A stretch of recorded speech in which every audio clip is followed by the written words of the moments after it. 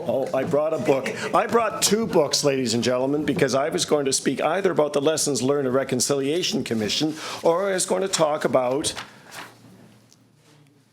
the people I am going to talk about, because I flipped a coin and hearing the learned speakers we had. Listen, folks, we've been very blessed with speakers today, and I'm actually humbled by the quality and integrity of the speakers we've had, because I learn every day coming to these events.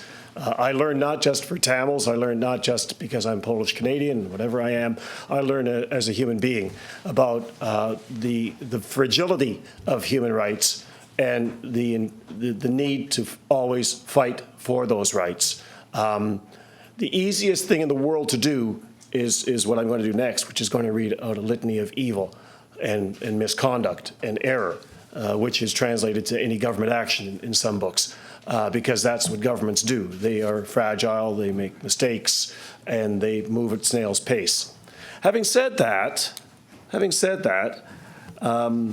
as I said, I was going to start with the Lessons Learned and Reconciliation Commission report, because I did read the report, all 388 pages of it, and I found some things worth noting. And I think, as I said earlier, we should not take to book, the expression that all Sri Lankans use and Tamils use, put to book, take to book, that this is a trash report. I think you have to see there are two things here. And I'll reinforce that. There are two things here.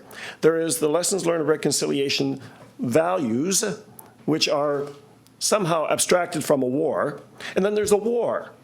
If we look at the values, I think you cannot say to the government of Sri Lanka, oh no, it's okay, it's a good report, do nothing. What you should do is hold them to task on that report also, and then hold them to task on what I'm going to talk about next.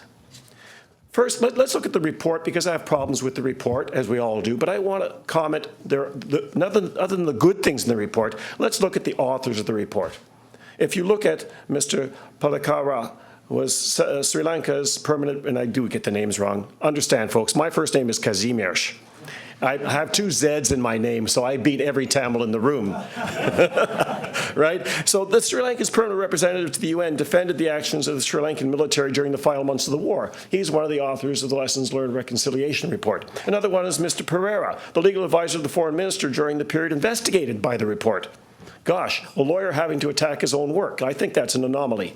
The third thing, the chair, De Silva, was the Attorney General and the most senior law officer with responsibility of the issues that were coming before the Lessons Learned Commission. How can these people be objective? And that's what the United Nations said. How can these people be objective? So what happened? The United Nations went and got a report of the Secretary General panel of experts on accountability in Sri Lanka. And I'm going to go through that report very quickly, because as I said, I had a choice of what to talk about, and I'm not going to bore you with 388 pages of fine print. But I think you should, as a community, read that report. It's weak, it's convoluted, but there are recommendations worthy of note.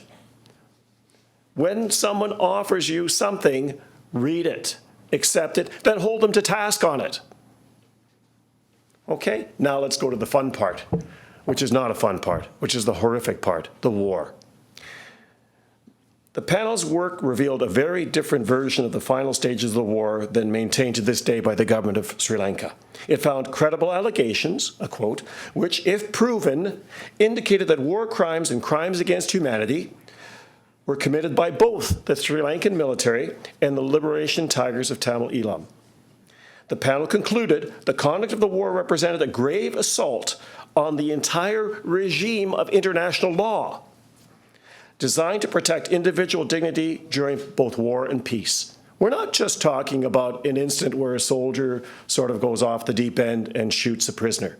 We're talking about systemic, folks, systemic brutality by an armed body of men and women ostensibly working in a democratic process as the army of a democracy. There is accountability, and that's what the whole issue is about. The war itself is about accountability. There are two issues here, human rights and accountability. If we go too far on the one, we lose sight of the other. But you cannot move forward without holding people accountable. Go forward on your human rights issues. Go to the Geneva meetings and push that envelope if it is suitable, but do not forget accountability for war crimes. The panel concluded that to conduct an The panel concluded that to conduct an independent international investigation into the alleged violations of international humanitarian and human rights law was essential for true justice and tranquility to come back to Sri Lanka. The final months resulted in perhaps 350,400 deaths and or disappearances. The summary says, the military used large-scale and widespread shelling, causing large numbers of civilian deaths. This constituted persecution of the population of the Vani. The Tamil Tigers kept hostage 330,000 civilians who were fleeing the shelling and trapped in an ever-decreasing area. The Sri Lankan government tried to intimidate and silence the media and other critics of the war using a variety of threats and actions, including the use of white vans to abduct and make people disappear. The Sri Lankan military shelled on large scale the 3 safe zones where it had encouraged the civilian population to congregate. It did this even after saying it would cease using heavy weapons. The Sri Lankan military shelled the UN hub, the food distribution lines, and the Red Cross ships coming to rescue the wounded and their relatives. It did this despite having intelligence as well as notifications by the UN, the Red Cross, and others. The Sri Lankan military systemically shelled hospitals on the front lines. All hospitals in the Vani were hit by mortars and artillery, sometimes repeatedly, despite the Sri Lankan military knowing their location.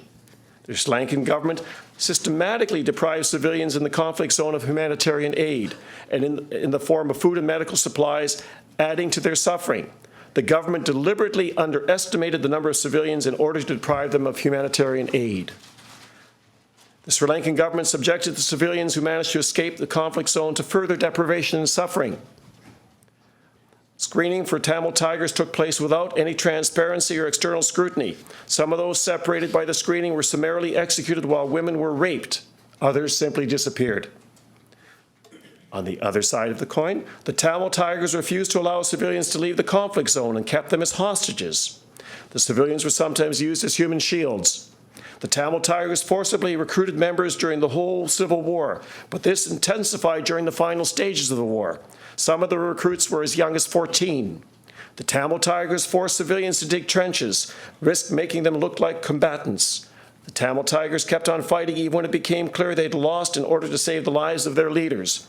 This futile prolonging of the conflict resulted in many civilians dying unnecessarily. The Tamil Tigers shot at point-blank range any civilian trying to leave the combat zone. The Tamil Tigers fired artillery from and or near civilians. They also stored military equipment near civilians and civilian structures such as hospitals. Ladies and gentlemen, the report is reasonably balanced, as you can see. The report states these allegations demand serious investigation and prosecution of those responsible. The panel found the Lessons Learned and Reconciliation Commission established by the Sri Lankan government to be deeply flawed and not to be up to international standards of independence and impartiality due to the deep-seated conflicts of interest of some of its members. The panel found that the Sri Lankan justice system was incapable of providing accountability. The independence of the Attorney General had been eroded, and the continuation of emergency regulations and the Prevention of Terrorism Act precluded the judiciary from holding the government accountable on human rights issues.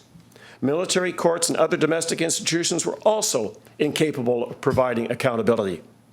The panel found that the government's triumphalism and the Sri Lankan Tamil diaspora's inability to acknowledge the Tamil Tigers' role in the humanitarian disaster also hindered accountability. In other words, men with guns on both sides fought, and the women and children suffered. And that, ladies and gentlemen, is the real crux of our discussion. And that is the real hidden tragedy of humanitarian issue when war is concerned.